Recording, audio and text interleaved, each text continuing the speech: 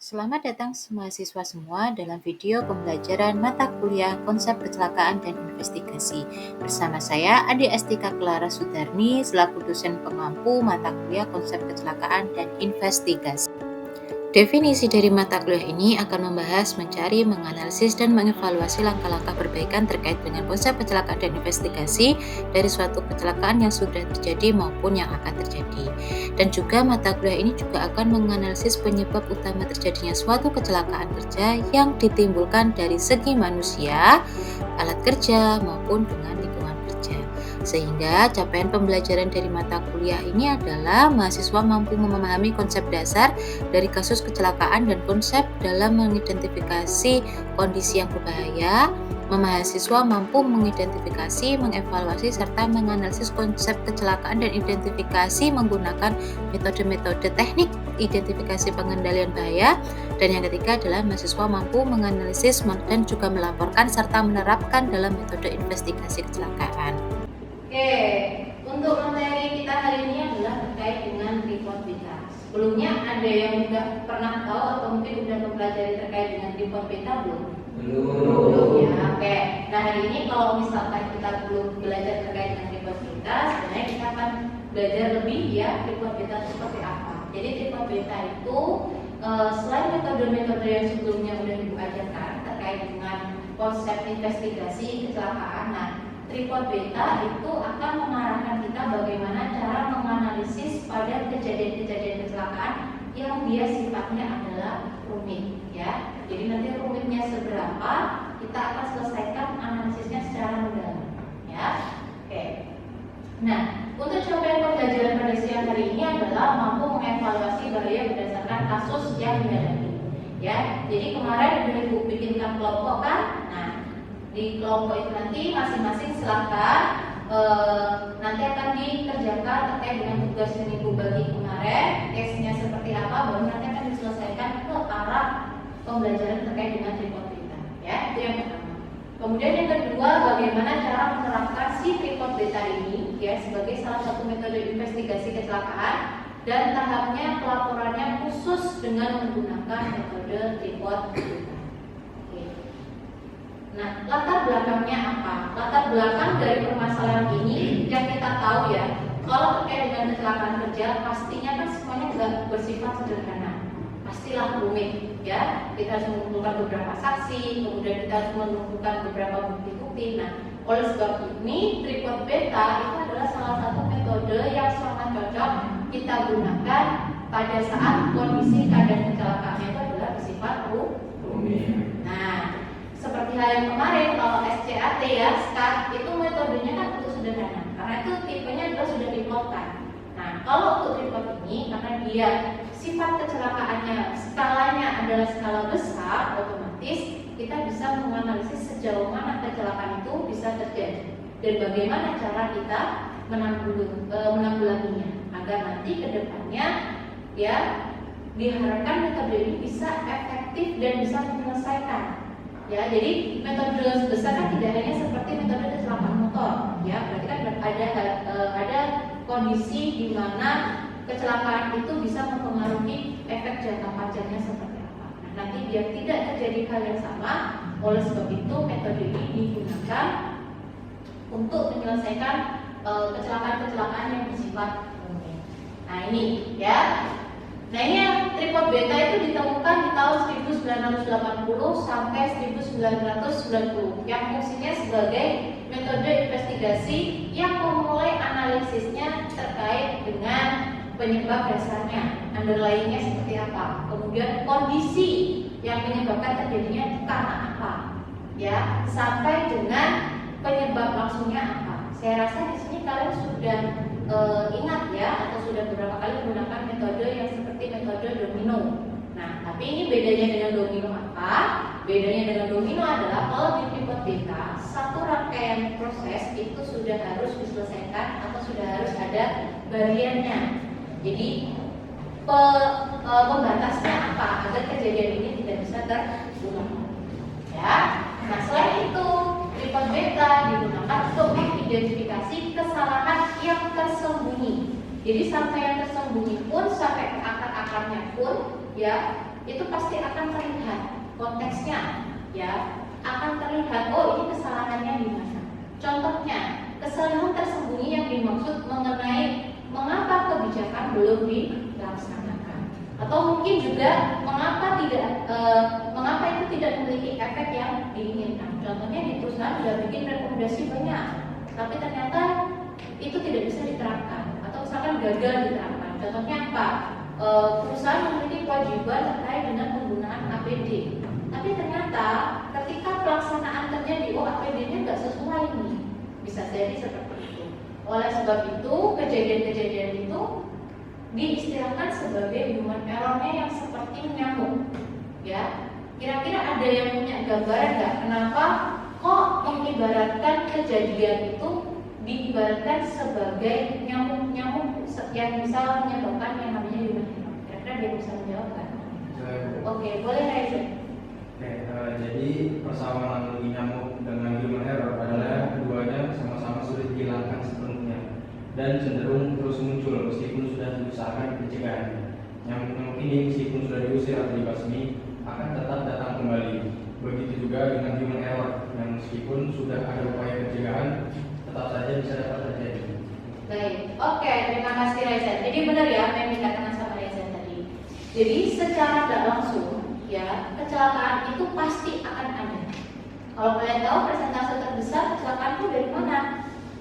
Ya kan 80% pasti dari manusia karena dari human error-nya. Karena tingginya statistikanya, otomatis dia diibaratkan seperti nyamuk-nyamuk. Jadi nyamuk kalau di Indonesia kebanyakan banyak ya, kita bunuh satu, cara kita kepek satu gitu ya, pasti yang lainnya pasti datang juga. Ya, hal sama seperti itu juga. Jadi kalau di industri misalkan kalau ada teman kita atau pekerja kita yang mengalami namanya human error, biasanya hari ini ada, besoknya mungkin akan ada. Nah sebenarnya yang salah siapa? Apakah orangnya? Belum tentu, ya. Apakah kebijakannya? Belum tentu, ya. Jadi proses kesalahannya itu ada di mana? Gitu. Pasti ada di salah satunya kan, entah itu kebijakannya, entah itu dari SOP-nya, atau mungkin dari permasalahan dia sendiri. Nah ini manfaatnya bisa di jenis report beta itu dibagi menjadi 3 kelompok ya. Ada analisis insiden, kemudian penyebab insiden, kemudian yang ketiga adalah report beta tree-nya seperti apa. Jadi nanti bentuknya dia akan seperti pohon. Jadi kalau ngomongin kita pohon, ingat lagi materi terkait dengan whole tree analysis ya, yang dia dari atas, dari top event sampai ke basic event. Ya, jadi nanti di penyebab insiden nanti kita akan pilah-pilah mana penyebab langsung, mana penyebab prasyarat, mana penyebab mendasar. Oke, nah ini analisis insiden. Insiden terjadi ketika sumber bahaya itu gagal untuk dicegah. Ya, bahaya otomatis yang kita sebagai orang safety bahaya harus kita cegah, ya kan? Tapi ada beberapa mungkin karena ada kesalahan manusianya tadi, ya human error tadi kita udah ngomongin 1, 2, 3, tapi ternyata masih ada lagi, kemudian selanjutnya ada lagi. Nah ini berarti kita harus analisis dulu dari mana kecelakaan itu bisa terjadi dulu. Apalagi dalam kurun satu waktu kecelakaan bisa terjadi, mungkin bisa terjadi 1 sampai 5 kali dengan kecelakaan yang sama. Nah itu harus kita lakukan dulu. Nah di sini menyebutkan bahwa ketika penyebab kecelakaan diidentifikasi dengan benar dan lengkap, maka kecelakaan dapat dicegah. Nah, kita sebagai orang safety harus paham dulu. Oh ini kejadiannya ada di mana? Penyelesaiannya seperti apa? Jangan sampai kita sudah diatur oleh undang-undang, tapi penyelesaiannya atau tanggap bahayanya tidak aware. Nah itu yang terjadi adalah terjadinya kecelakaan kerja. Itu kalau misalkan semakin lama diabaikan, maka yang terjadi adalah review bagi perusahaan pasti juga akan. Nah penyebab langsung, penyebab tak langsung sama ya seperti kemarin teorinya domino ya. Jadi bisa aja faktor dasarnya itu bisa dari perangkat keras, manajemen, prosedur yang berlaku di perusahaan apa, struktur organisasinya apa, atau bahkan komunikasi antar pekerjanya seperti apa. Contohnya kalau kita komunikasi dari pimpinan sampai ke bawah ya, tim dari top event sampai ke bawah, otomatis pasti akan terjadilah yang namanya mungkin rasa enggan, ya kan? segan dan yang lain sebagainya. Beda dengan kita komunikasinya sama teman sejawat, pasti kan berbeda. Nah, oleh sebab itu mungkin ya ketika kita melakukan komunikasi, kita melakukan komunikasi yang sudah disepakati oleh perusahaan. Contohnya apa? Kalau kita menggunakan bahasa kode semuanya, jangan menggunakan bahasa daerah. Nah, takutnya nanti kalau menggunakan bahasa daerah yang terjadi adalah miskomunikasi. Nah, ini adalah menjadi penyebab dasar kenapa kecelakaan itu bisa terjadi. Nah, ini oke, kita masuk ke tripod 3. Kira-kira ada yang mau ditanyakan dulu? Tidak ada ya? Oke, kalau tidak ada kita masuk ke tripod 3. Jadi tripod 3 ini adalah analisis yang dapat membuat struktur bahaya gagal pada insiden tertentu bisa diketahui.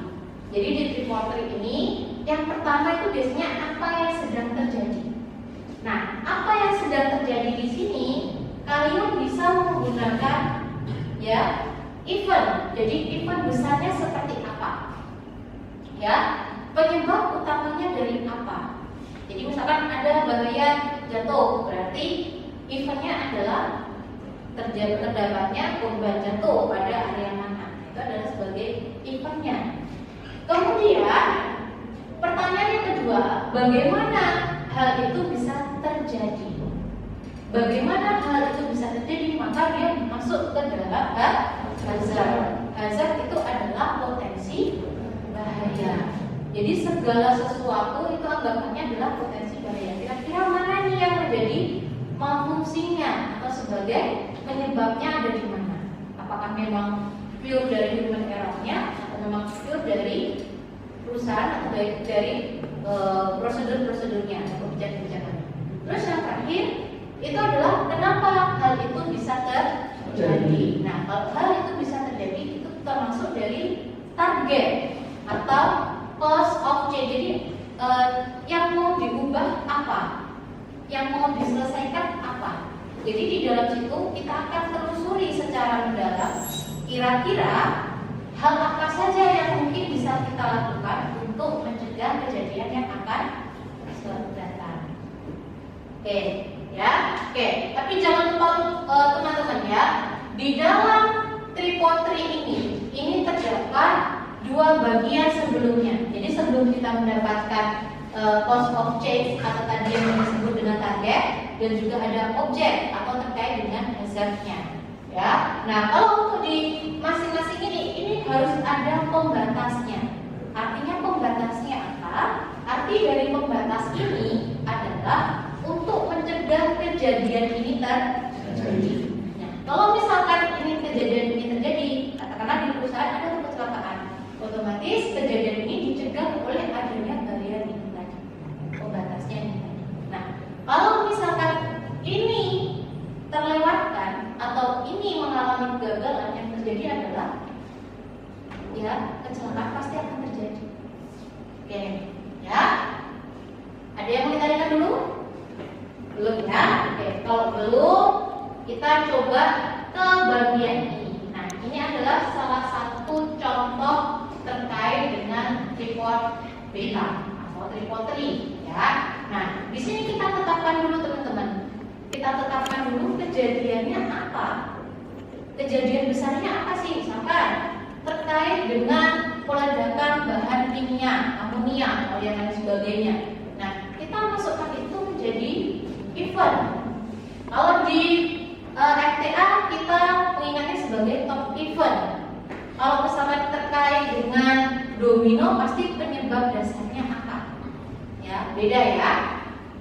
Kemudian di sini ya, tadi yang sudah dijelaskan terkait dengan objek sama cost of change ya. Dimana untuk objek sama cost of change ini kita teliti terkait dengan barriernya. Nah, cara bacanya seperti ini. Ketika ada event atau kecelakaan terjadi, kemudian disebabkan oleh adanya dua kegagalan ini, pastinya perusahaan memberikan sebuah barrier. Nah, yang kita teliti adalah kegagalan dari barriernya.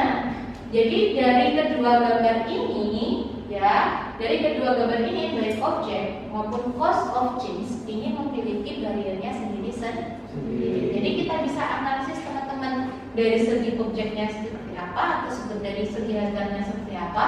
Dari segi targetnya juga bisa kita teliti. Nah, ini kenapa tadi dibilang kalau 3x3 merupakan metode yang bisa kita selesaikan atau kita gunakan untuk menganalisis kecelakaan kerja yang rumit. Karena di bagian satu per satu itu sudah jelas. Atau misalkan ini sudah bisa diteliti. Oh, kesalahan hariannya itu ada di sini. Berarti kalau kesalahan hariannya ada, berarti efeknya apa? Kita tarik untuk terkait dengan immediate cause-nya, terkait dengan kondisinya seperti apa, diambil lagi dengan penyebab dan aslinya salahnya di mana.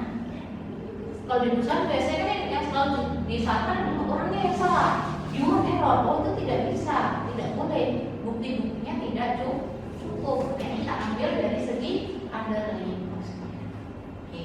Nah, dari sini ada yang mau ditanyakan dulu? Oke, silakan Jeffrey. Ibu, saya masih agak bingung di bagian cost of change, apa boleh diulang, Bu? Oke, kalau di cost of change di sini adalah tadi ya pertanyaannya terkait dengan kenapa hal itu bisa terjadi. Jadi contohnya ketika kita lagi naik motor mau jalan ke kampus tiba-tiba di jalan dan kita bocor. Nah, cost of change itu menjelaskan atau menjawab pertanyaan terkait dengan ini tadi ban itu kenapa kok bisa bocor? Alasannya apa? Oh, mungkin kena paku. Kemudian oh bisa tadi sebelum saya berangkat saya belum pompa bannya, jadi sehingga bannya bocor. Seperti itu. Ya, kira-kira ada pertanyaan tadi? Cukup ya. Jadi lebih jelasnya kalau target di sini adalah apa yang ingin kita ubah atau apa yang ingin kita perbaiki dari segi kejadian yang sudah ada. Oh, berarti minggu depan berarti saya kalau datang ke kampus saya harus cek dulu bannya. Jadi nggak ada paku, nggak ada kondisinya sudah prima dan lain sebagainya. Ya, oke. Nah, sekarang ada mungkin di kalian ada pertanyaan ya, Bu, bagaimana cara kita meneliti apa itu dengan immediate cause, precondition, dan juga ada lain untuk meneliti dari mana bagian ini melakukan kesalahan. Kok bisa kita udah masih beli rumah tapi kok masih gagal, kenapa? Akhirnya kita teliti. Nah, untuk immediate cause di sini bisa kita nilai dari sifat behaviornya, perilakunya seperti apa. Contohnya, benar nggak sih ketika kita sudah mengasih kalau orang bekerja di ketinggian pakai safety harness? Safety harness otomatis itu adalah APD minimum yang dipakai untuk pekerja yang bekerja di ketinggian. Nah, kok kita udah ngasih orang itu kok nggak pakai? Kenapa? Ya kan, itu adalah bentuk dari behavior atau dari action. Kalau immediate cause di sini kalau kalian masih ingat ya ada terkait dengan asset action dan juga asset condition. Nah, kalian bisa masukkan ke dalam sini ya. Kemudian di sini preconditionnya. Preconditionnya di sini adalah bentuk individual konsepnya seperti apa. Kenapa orang kok bisa safety harnessnya nggak dipakai? Oh, dia merasa bahwa mereka orang-orang ini adalah Spiderman-nya, gitu ya.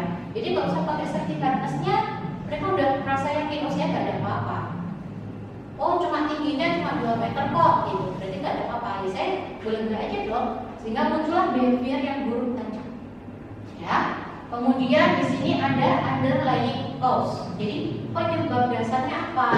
Kenapa orang itu kok sampai memiliki keputusan tidak menggunakan safety harness? Bisa saja ya perilakunya dari manajemennya yang salah. Manajemen memberikan aturan nggak? Manajemen memberikan contoh nggak? Atau ketika manajemen melakukan pekerjaan itu, ya work limitnya dikasih nggak? Work permitnya dikasih nggak? Dijelaskan nggak? Oh, bahayanya hari ini ada apa? Nah, saya harap nanti teman-teman ketika melakukan KP atau magang ya atau TA mungkin bisa dilihat dari segi manajemennya ya. Kemudian dilihat dari regulasinya seperti apa, kondisi pabriknya seperti apa. Kemudian permasalahan pribadi, contohnya seperti keluarga, sahabat, itu juga bisa mempengaruhi karena mungkin permasalahannya bukan ada di perusahaan, tapi pribadinya sendiri. Oh tadi ketika berangkat kerja dia mungkin lagi berantem mungkin sama ayahnya, atau mungkin ketika berangkat mungkin karena buru-buru dia belum ambil sarapan, belum bawa sarapan, problem sama ibunya, atau mungkin dia dari rumah udah stres.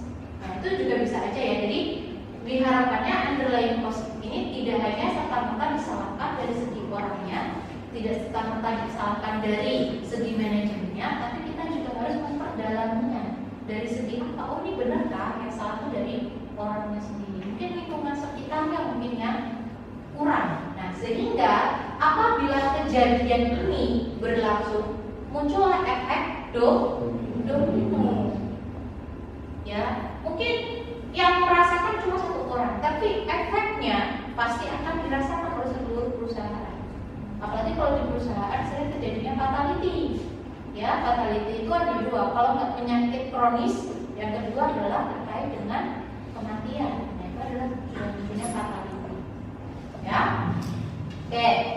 Ini kita lihat dulu ya contoh-contohnya ya. Nah, contohnya ini adalah salah satu contoh yang dia menganalisis secara lengkap dari segi targetnya, atau di sini dari segi basic cost-nya apa. Jadi di sini dia ada seorang mekanik yang dia jatuh dari ketinggian, ya, dia menyebabkan ankle-nya itu patah, gitu ya. Nah, berarti kan di sini ada kejadian atau eventnya itu adalah jatuhnya pekerja sampai terjadi kakinya patah. Sehingga di sini awal mulanya seperti apa? Nah, di sini mekanik is push over the edge of the roof. Jadi dia secara nggak langsung waktu itu ada angin besar, akhirnya dia kelempar.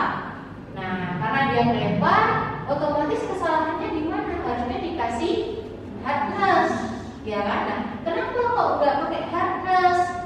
Alasannya adalah ini, ya, mekaniknya emang nggak pakai, ya, mekaniknya karena nggak pakai.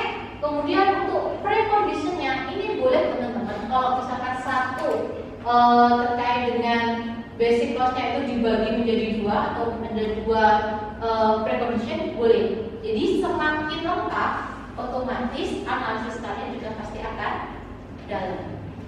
Ya, sama hanya ini harus diselesaikan. Berarti kalau ada satu, ya, basic cost-nya ini berarti sampingnya harus ada terkait dengan underlying cost-nya. Jadi satu ini harus bisa diselesaikan. Kalau misalkan terjadi paralel seperti ini, seperti FTA. Kalau FTA berarti kan ada kemungkinan N sama OR. Kalau OR bisa salah satu, kalau N harus dua-duanya. Ya, sama halnya dengan ini. Ini kalau misalkan salah satu bisa terjadi, otomatis ya munculnya mekanik jatuh itu. Ya, nah ini untuk underlying-nya kalian bisa ambil dari kejadian yang berikut ya. Jadi kesalahannya dari mana? Oke. Kemudian nah dari sini kalau kalian merasa bahwa analisis ini kurang, otomatis di sini di bagian cost of change ini bisa kalian teliti lagi. Bisa kalian kembangkan lagi di masing-masing hazardnya sama cost of change-nya atau terkait dengan targetnya. Oke, kira-kira ada yang mau ditanyakan dulu? Oke, boleh kita. Saya mau nanya bagian underlying cost-nya. Waktu ini Ibu kan tadi bilang kalau underlying cost itu yang dari sembilan ini. betul. Tapi kalau misalnya kita kasih analisis ternyata itu dia nggak masuk ke dalam 9 ini, itu masih bisa. Boleh, masih bisa. Asalkan itu ketika kalian menilai ini, ya otomatis kalian tanyakan dulu kepada HSE-nya di perusahaan. Pak, menurut analisis saya yang kurang itu seperti ini. Kira-kira dari Bapak setuju atau tidak? Mungkin di perusahaan punya aturan baru atau mungkin terkait dengan kebijakan-kebijakan yang sesuai dengan perusahaannya. Nah itu tidak masalah ya, tergantung nanti mungkin ketika tahap analisisnya bisa kita tanyakan mengapa menggunakan kebijakan yang dari perusahaan. Mungkin alasannya adalah karena setiap kebijakan itu belum tentu sesuai dengan medianya atau tidak sesuai dengan perusahaannya. Sama halnya kalau kita di kampus, ya kan? Contohnya seperti ini, kuliah sesi 1 ya jam 8.30, tapi kan kenyataannya belum tentu jam 8.30 bisa kita ambil dari jam 8. Karena apa? Mungkin bisa dilihat dari kondisinya, mungkin karena hujan, karena apa. Nah, sama halnya dengan underlying cost-nya ini. Jadi tidak harus ambil 9 ini, ya, tidak harus ambil 9 ini, tapi kalau di perusahaan ada, itu justru yang lebih bagus. Karena perusahaan pasti punya pedomannya, kan. Nah, biasanya setiap perusahaan pasti akan berbeda, tergantung dari persepsinya perusahaan. Cukup? Oke. Nah, kira-kira ada yang mau ditanyakan dulu? Cukup ya? Oke, cukup untuk hari ini. Oke, untuk tugasnya teman-teman seperti tugas-tugas sebelumnya. Jadi di sini kemarin saya sudah buatkan kelompok ya untuk menganalisis kecelakaan kerja yang terjadi pada masing-masing film ini. Oleh sebab itu, untuk terkait dengan tugas ini masih sama ya, silakan dianalisis. Tapi kalau dibikin dengan menggunakan analisis penyelesaian dengan report. Oke, itu saja dari saya. Silakan masing-masing kelompok kalian membuat kelompok yang sudah dibuat. Metode penilaian di sini kita menggunakan 5 metode, yaitu yang pertama adalah keaktifan mahasiswa sebesar 5% dan juga capaian mata kuliah yang terpenuhi ada di semua CPMK. Kemudian untuk yang metode penilaian yang kedua di sini terkait dengan tugas case metodenya. Yang pertama adalah dari segi laporan dan yang kedua dari segi seminar. Di sini untuk kedua ini kita berikan bobot 45%. Di mana untuk yang laporan saja untuk memenuhi CPMK 1, 2 dan 3, untuk seminar untuk memenuhi CPMK 2 dan 3. Nah, di sini untuk kuis di sini 10%, ujian tengah semester 20%, di mana masing-masing kedua ini untuk memenuhi CPMK 1 dan 2. Dan yang terakhir adalah ujian akhir semester 20% di sini untuk mencapai CPMK 2 dan 3. Kemudian adapun terkait dengan rubrik penilaian dalam tugas case method baik dengan laporan maupun seminar sudah tersedia. Nah, ini untuk rubriknya di sini bisa dilihat ya, bahwasanya untuk laporan tugas case method di sini sudah dipecah menjadi beberapa penilaian. Penilaian yang pertama adalah terkait dengan kemampuan mengidentifikasi masalah 20%, asistensi terjadwal 20%, disiplin 100%, 10%, kualitas tugas adalah 30%, kemampuan untuk memberikan pendapat kritis, solusi dan penyelesaian masalah adalah 15%, dan yang terakhir untuk penilaian laporan adalah terkait dengan kemampuan berkomunikasi secara efektif. Kemudian untuk penilaian seminar nantinya ada kualitas terkait dengan PowerPoint yang akan disampaikan terkait dengan kelengkapan bahan adalah 20%, kemudian teknik presentasi adalah 30%, sikap 15%, dan yang terakhir adalah sesi tanya jawab. Sehingga di sini untuk poin 45% terdapat pada segi tugas case method. Nah, di sini sehingga kita jumlahkan baik dari keaktifan mahasiswa, tugas case method, dan juga terkait dengan kuis serta UTS dan juga UAS di sini totalnya adalah 100%.